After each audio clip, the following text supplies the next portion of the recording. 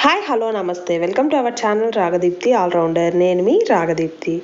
ఈరోజు మీ అందరి కోసం ఇప్పుడు చలి చాలా ఎక్కువగా ఉంది కదండి. సో ఆ చలికి ఇలా వేడిగా వెజిటేబుల్ సూప్ చేసుకున్నామంటే సూపర్ టేస్టీగా ఉంటుంది.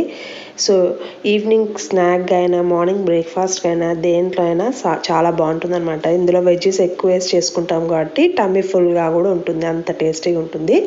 సో ఇది ఎలా చేయాలని స్టార్ట్ చేయడానికంటే ముందు నా ఛానల్ సబ్స్క్రైబ్ చేసుకున్న వాళ్ళు ఉంటే, ఫస్ట్ టైం చూస్తున్న వాళ్ళు ఉంటే ప్లీజ్ సబ్స్క్రైబ్ చేసుకొని నన్ను సపోర్ట్ చేయండి. సో చూడండి, చూస్తుంటేనే ఎమ్మీగా ఉంది కదా. సో దీన్ని ఎలా ప్రిపేర్ చేసుకోవాలో చూద్దాం పదండి. సో స్టవ్ ఆన్ చేసి కడాయి పెట్టేసి ఒక 3 టేబుల్ స్పూన్స్ వరకు ఆయిల్ వేయండి. ఆయిల్ బాగా హీట్ ఎక్కిన తర్వాత ఇందులోకి సన్నగా తరుక్కున్న క్యారెట్ పీసెస్ వేసేయండి. తర్వాత సన్నగా తరుక్కున్న బీన్స్, సన్నగా తరుక్కున్న ఆనియన్స్, ఇంకా వేరే వెజ్జెస్ ఏమన్నా కావాలన్నా కూడా యాడ్ చేసుకోండి. వీటిని కొంచెం లైట్గా ఫ్రై చేసుకోండి. తర్వాత ఇందులోనే స్వీట్ కార్న్ వేస్తున్నాను. సో స్వీట్ కార్న్ వేసి ఇది కూడా బాగా ఒక 3 మినిట్స్ బాగా కుక్ చేయండి. ఇలా కొద్దిసేపు కుక్ చేసిన తర్వాత ఇప్పుడు ఇందులో ఒక గ్లాస్ వాటర్ వేసి ఈ వెజ్జెస్ అన్నీ బాగా బాయిల్ అయ్యేటట్టు 90% కుక్ అయ్యేటట్టు చూడండి. 100% కుక్ అయితే పేస్ట్ లాగా అయిపోతుంది. సో అందుకనే ఇప్పుడు టెస్ట్ చేద్దాం. సో చూడండి, ఇలా కట్ అయితే చాలా, అంతే, మనకు పేస్ట్ లాగా అవ్వాల్సిన అవసరం లేదు.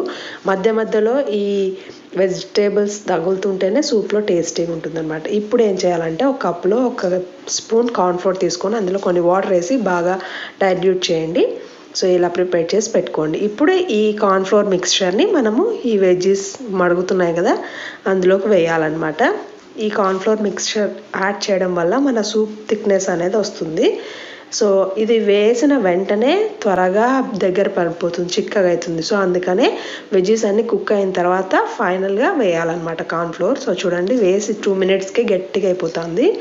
సో ఇది వేసిన తర్వాత ఒక 5 మినిట్స్ కుక్ అవ్వనివ్వండి.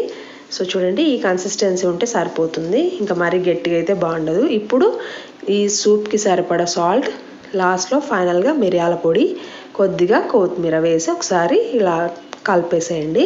మిరియాల పొడి ఎప్పుడైనా లాస్ట్కి వేసుకుంటేనే మనకు ఆ ఘాట్ అనేది బాగుంటుంది అనమాట. సో చూడండి, ఇప్పుడు ఫైనల్గా కొన్ని ఉల్లికాడలు, స్ప్రింగ్ ఆనియన్స్ అంటారు కదా, అది కూడా వేసి ఇంకొకసారి మిక్స్ చేసుకుంటే మన ఎమ్మీ వెజిటేబుల్ సూప్ రెడీ అనమాట.